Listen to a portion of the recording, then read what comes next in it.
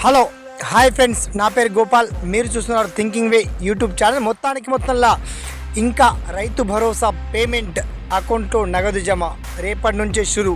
రకరకాల టైటిల్తో రకరకాల వాళ్ళు రకరకాలుగా చెప్తున్నారు. మొత్తానికి రైతు భరోసా పేమెంట్ వస్తాయని మీరు ఆశిస్తున్నారా? మరి ఎన్నికల కోడ్ కసరత్తు చేసింది, వాళ్ళ ఎలక్షన్ లిస్ట్ కూడా రిలీజ్ చేసింది ఆయా గ్రామాల వారీగా. ఎన్నికల కోడ్ పడిపోతే రైతు బంధు వచ్చేనా రాదా, ఆ డీటెయిల్స్ పర్టికులర్స్ అన్ని మనం షార్ట్ అండ్ క్లియర్ కట్గా తెలుసుకుందాం. ఓకేనా? So let's start our topic. So friends, మొత్తానికి రైతు భరోసా తెలంగాణ రాష్ట్రంలో రైతులకు భారీ స్ట్రోక్ ఇచ్చారు రేవంత్ రెడ్డి అని చెప్పొచ్చు. మొత్తానికి రాష్ట్ర గౌరవ ముఖ్యమంత్రి ఇచ్చిన మాట ప్రకారం మార్చి 31 వరకు అంతకు లోపే మనకు ఎలక్షన్ కమిషన్ నుంచి ఎన్నికల కోడ్ రాబోతుంది. కాబట్టి ఈ రైతు భరోసా పేమెంట్ వచ్చే సాధ్యం అయితే లేదు.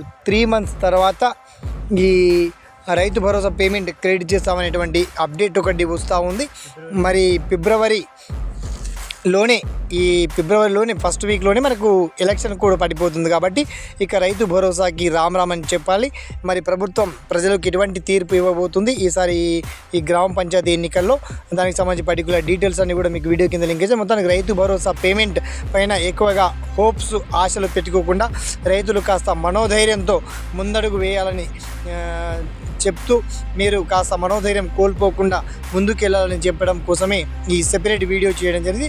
అలాగే రుణమాఫీ కూడా సంపూర్తి కాలేదు, రైతు భరోసా పేమెంట్ కూడా సంపూర్తిగా వస్తాయని ఆశలు పెట్టుకుంటున్నటువంటి వాళ్ళకి దురాశ మిగిలింది మొత్తానికి. సో ఈ వీడియోలో మీకు ఎటువంటి సలహాలున్నా, సందేహాలున్నా, ఇంకా రావచ్చా, మరి అసలు రాదా, ఎటువంటి డౌట్స్ ఉన్నా తప్పకుండా కామెంట్ సెక్షన్లో గుర్తు చేయండి.